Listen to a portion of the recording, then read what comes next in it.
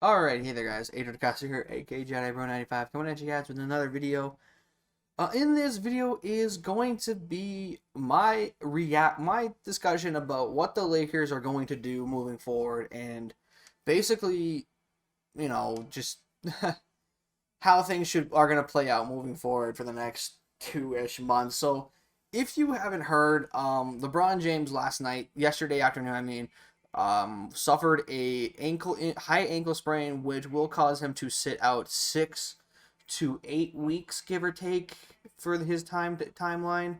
Um, Now, this is unfortunate because, like, obviously the Lakers' best player is no longer on the court anymore. And it's just unfortunate. And I wanted to make this video today because I was thinking of making it yesterday, but I was thinking I don't want to overreact and come to the conclusion that the Lakers are fucked and shit like that. Like, some people were sitting there saying that the Lakers are done, they're over, it's fucked, like shit like that. And well, I mean, I'm not gonna say that they're not gonna win a championship anymore.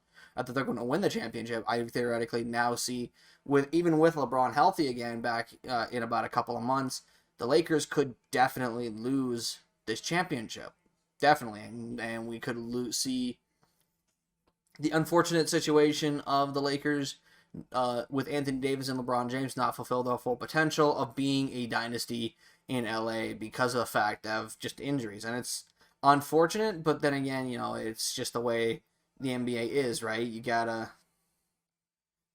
just, like, live with it. Injuries are a part of the game.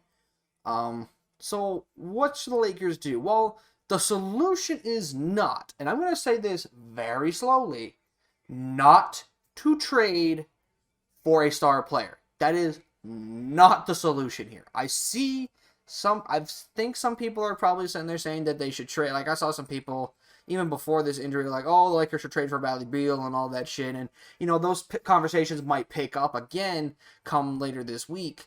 But the solution is not to trade for another star player. It is not the case. Say they go through with this, the Lakers are more than likely going to want the Lakers are more than likely going to have to give up Dennis Schroeder. That's just how it is, because he is their best remaining player and he has the highest value right now.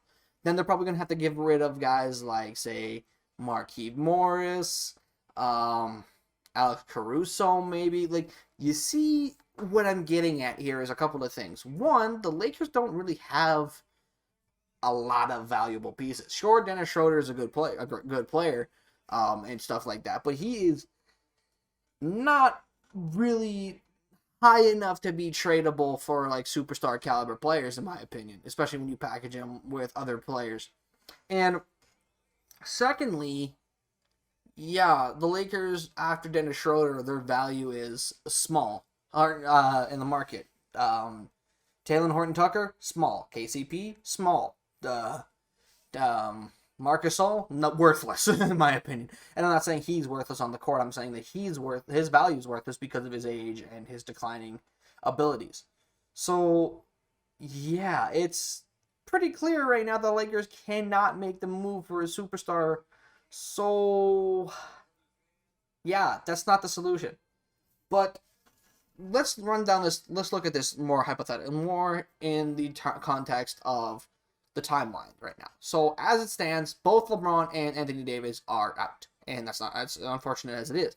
So obviously Dennis Schroeder is going to pick up more minutes. I would say some guys like Alex Caruso and Taylor Horton-Tucker should be, mainly Taylor Horton-Tucker. I think he should be starting.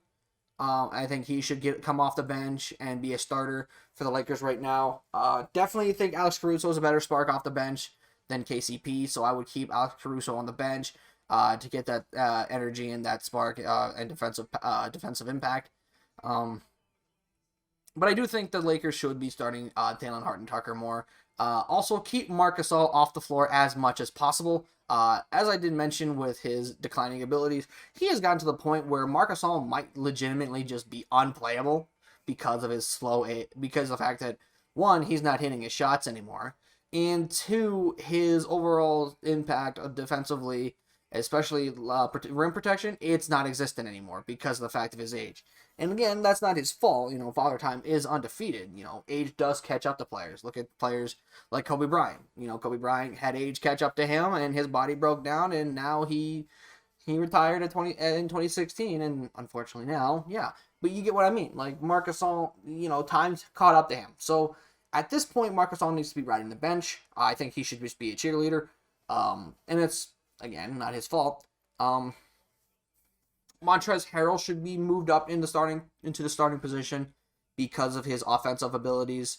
And, the Lakers are going to need scoring from somewhere. Granted, defensively, they're going to suffer, as LeBron has been pretty good this year defensively. He hasn't been phenomenal like some people think. But defensively, he has been good. He has been very good. And it's going to be clear that they're going to miss him on that end of the floor. Especially that end of the floor. So, yeah, I think personally that should be something that the Lakers should do moving forward. Now, when Anthony Davis comes back, obviously we put Montrezl Harrell back on the bench. And this is just a personal thing for me, please. Please play Anthony Davis at the 5. I know he doesn't want to, and it's really annoying that he doesn't because he is so good at the center position. He and Giannis could be two of the best, if not the two best centers in the NBA if he just played the center position. But it's unfortunately the case that he just won't play center. And I think if there's ever any time for Anthony Davis to have to play the center position, it's now when he comes back. Because Anthony Davis, he is a phenomenal center. When he plays the center, he has much more impact on the game and much more abilities to impact the game than when he plays the power forward. If you don't believe me, watch Game 6 of last year's NBA Finals. When they put him in the starting lineup at the center position and moved Alex Caruso up and sat Dwight Howard, they blew out the Lakers. They blew out the Heat in that game. It wasn't even close after the second quarter. Or even after the first quarter, I think. Nope, second quarter. Yeah, like the Lakers blew out the Heat because of his defensive impact and his ability to create his own shot off the dribble, which is very impressive for a big man, might I add. Also, look at his run in New Orleans. He did play center for a good amount of stretch, especially, more specifically, in 2018 when DeMarcus Cousins went out. He filled in for the center position, and I think they had Nikola Mirotic at that time. Yes, they did. They had Nikola Mirotic at that time, and he absolutely balled out against the fucking Portland Trailblazers. That was his best playoff series up to that point. And then even against Golden State, I know people want to say it's the Warriors, so yes, he lost in 5, but he still was very productive, very effective, and overall had a more profound impact on the game than he did when he wasn't playing power forward. So, why not? Why not Anthony Davis? Why not play the center position? What do you have to lose at this point? Because the Lakers desperately need that punch. They need that punch. They need that offensive punch. Now, when LeBron does come back, moving on to when LeBron does come back, there is still going to be some time left in the regular season. I think he comes back with 5 or 6 games left in the regular season. So he can work out the fine kinks in his body, but by then the Lakers might be the 6th or 7th seed. Now, that's not really fair, but that's just the way life is. But when LeBron does come back and works out the kinks, the Lakers will go into the playoffs as the 7th seed, which means they'll probably match up with Phoenix Suns in the first round.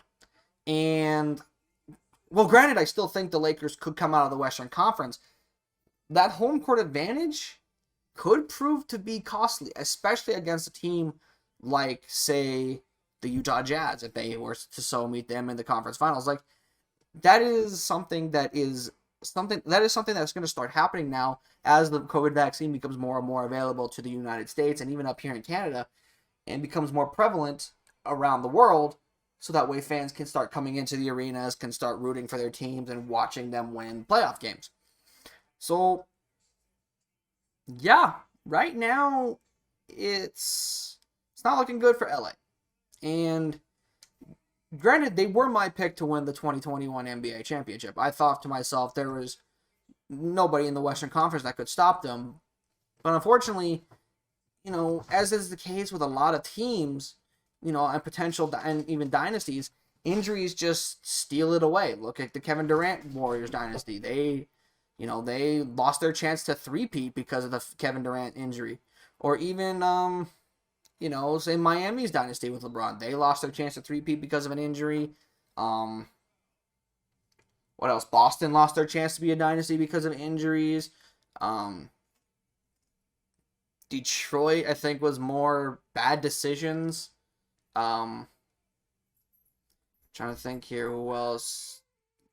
But in recent NBA history, there have been a lot of teams that have lost their chance to become dynasties or be close to it because of an injury. It's a shame. Don't get me wrong. Injuries are part of the game, but, it is what it is. So, that I think is what the timetable is for the Lakers moving forward. Let me know in the comment section below, what do you think LA should do? But with that being said, guys, I'll see you in the next video. I'm out. Peace.